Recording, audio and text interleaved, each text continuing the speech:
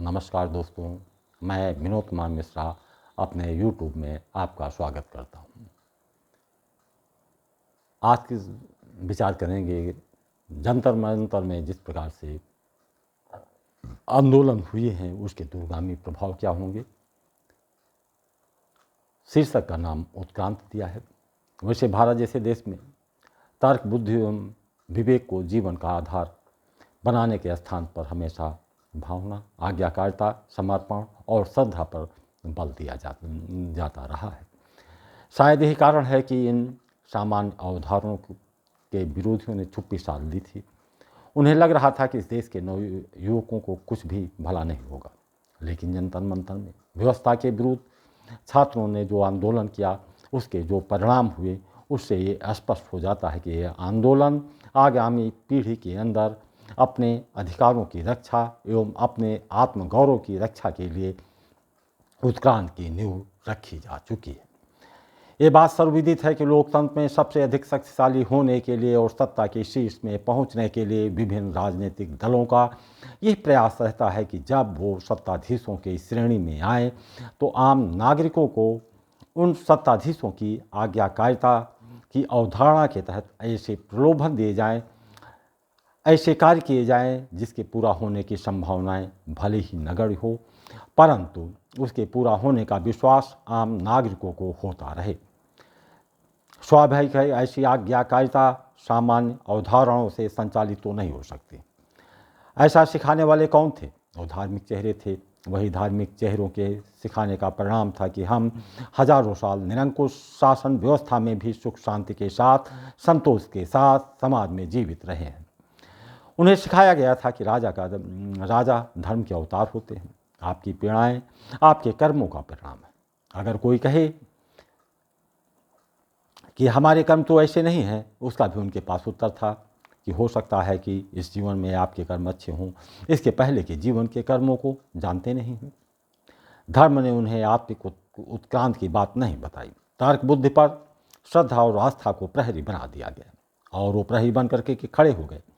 ऐसे प्रहरी न होते तो वो तर्क करते कि पहले के कर्म फल के बीज ही हमारी संरचना के कारण है। वही कर्म हमें संचालित कर सकता है। शायद इसी तथ्य को इटली का शासक मुसोलिनी अच्छी तरह से जानता था।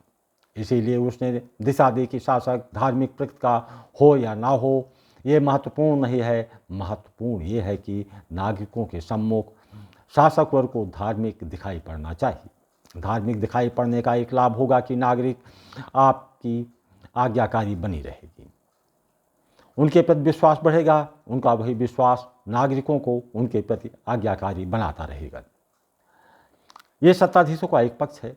दूसरे भी पक्षों पर विचार कर लेते हैं। ये सत्य है कि बहुलतावादी समाज की अनंत विसंगतियाँ होती हैं। बहुतेरी जातियों, मजहबों एवं संप्रदायों के मध्य नाना प्रकार की कटुताएँ होती हैं। ऐसे में वोटरों में तुष्टीकरण की चालें चली जाती हैं। यही तुष्टीकरण की नीतियाँ सामाजिक विघटन को जन्म देती है और ऐसे वर्ग के सामने सत्ता का मार्ग प्रशस्त होता है। इसका जीता जागता उदाहरण SC/ST एक्ट, आरक्षण की व्यवस्था, UGC एक्ट। प्रश्न उठता है कि क्या समकालीन समाज में इसके अस्तित्व में बने रहने की प्रासंगिकता रह गई है? आरक्षण तब शुरू हुआ था जब उसकी अनिवार्यता थी। आज आरक्षण से लाभ लेने वाले जाति वैमनस्यता फैलाने में अग्रणी भूमिका निभा रहे हैं। राजनीतिक लोग इस विषय पर इसलिए मौन रहते हैं कि उस जात का वोट बैंक उनके हाथ से निकल जाएगा। पुनः एक बात सर्वविदित है कि धर्म जो लोगों को शासक वर्ग का आज्ञाकारी बनाने में अहम भूमिका निभाने में सक्षम है, यदि राजनीतिक लोग धर्म को भी दिशा देने लगेंगे तो समाज के उसके दूरगामी नकारात्मक प्रभावों से नागरिक प्रभावित होते चले जाएंगे। यही शासन की मंशा थी। यहाँ का आदमी भाव प्रधान है, धर्म प्रधान है, भाव प्रधान है। धर्म के नाम पर उसे अपना आज्ञाकारी सहजता के साथ बनाया जा सकता है। जो जितना अधिक चालाक है, सत्ता की भूख उतनी ही तीव्र होगी। उसके अंदर ये प्रयास होगा कि वो अपने आप को धर्म के स्वरूप में स्वयं को स्थापित कर दे। ऐसा हुआ भी है। कभी भ्रांतियाँ फैलाई गई, ये दर्शाया गया कि वो ऐसे महापुरुष हैं जिन्होंने हिमालय की कंदराओं में कठिन से कठिन तपस्याएं की। ऐसा करते क्यों हैं? उनके सामने राम का उदाहरण है। उनके 14 वर्ष की तपस्या है। धर्म की रक्षा हेतु लड़ा गया युद्ध है, सीता की बेबसी है। हमारा समाज उन मूल्यों पर खड़ा है जहाँ जितना अधिक देह को सुख से वंचित रखा जाएगा वो उतना ही महान कहलाएगा। जो सुखों को त्याग करते हुए वीरानगी में रहेगा वो उतना ही अनुकरणीय होगा। सत्ता में अपनी पकड़ बनाने के साथ ऐसा ही कुछ हुआ है। जब कौरवों का तपस्वी सब कुछ त्यागने वाला व्यक्ति ने नेतृत्व करने वाला सामने आता है तो उसमें उसे अपना राम दिखाई पड़ते हैं।